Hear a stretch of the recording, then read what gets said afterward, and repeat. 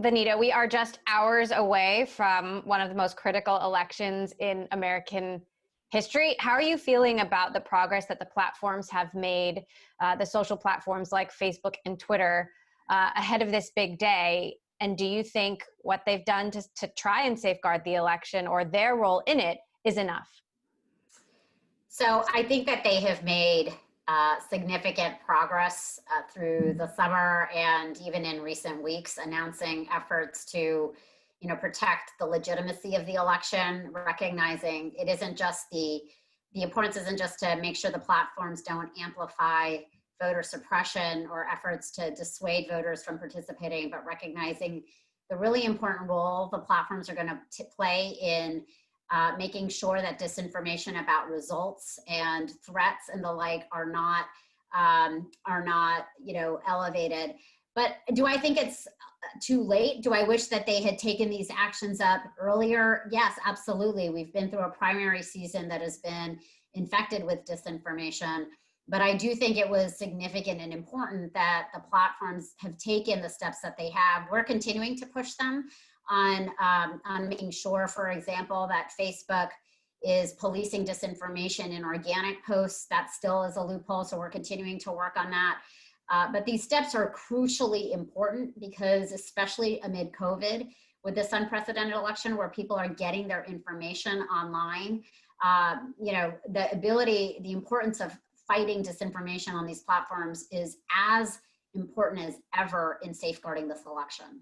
Facebook did take a dramatic step more recently to ban QAnon. Do you think that had the impact that you would want to see? And are you still worried about QAnon-related violence on and after Election Day?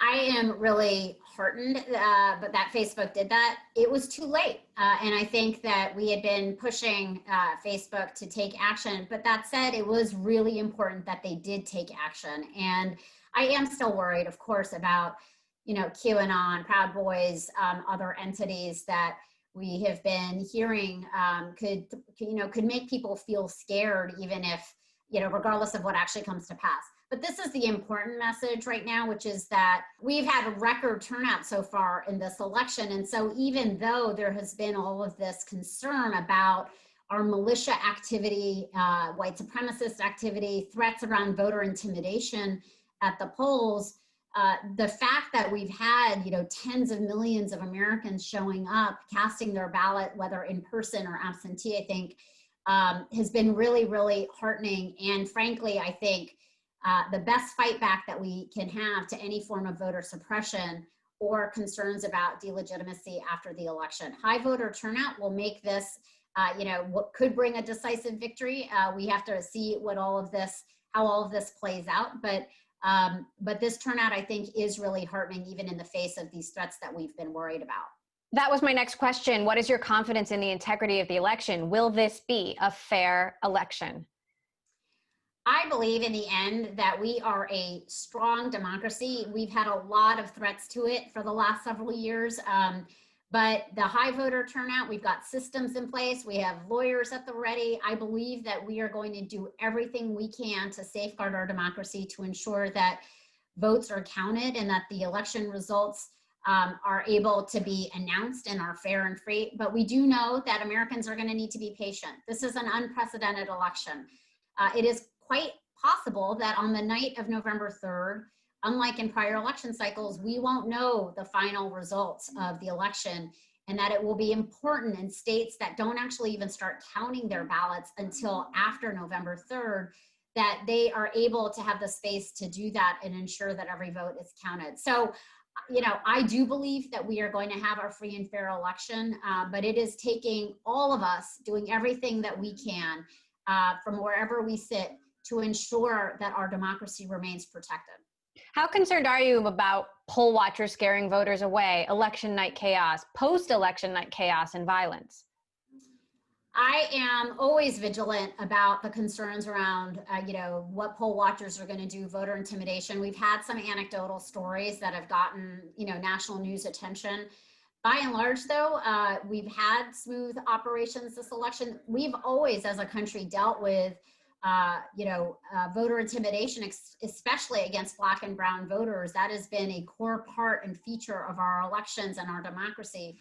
But their election officials, local law enforcement are, making clear that we're not going to be tolerating voter intimidation, that voters need to feel safe, be safe. The platforms have a really important role to play in ensuring that organizing to dissuade voters, to scare voters, are not amplified and are actually shut down and taken off offline. And so these are all part of the efforts right now to ensure that voters feel safe, that they have confidence in casting their ballot and ensuring that their ballot will be counted.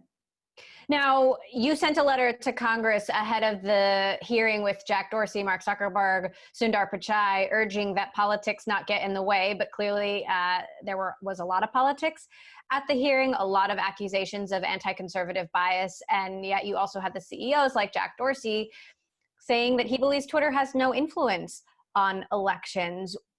What is the way forward? Well, I think there's no question that social media platforms have an enormous role in shaping discourse in our democracy. And we have seen the role that social media platforms play both in really positive organizing and but also in amplifying authoritarian messages that shut down democracy. And so I think the data points are out there. It is really important. And it is why the Leadership Conference and the civil rights community has been pushing these platforms to adopt stronger, more robust rules against voter suppression, to promote accurate information about voting in elections, and to ensure that militia activity that could result literally in violence around the election are not amplified. And so this is all part of the long range work. The question is right now, these platforms have taken these stances through the 2020 cycle. I believe that a lot of the policy positions and practices and enforcement regimes that these platforms have adopted need to be core to these platforms long beyond 2020 and globally applied.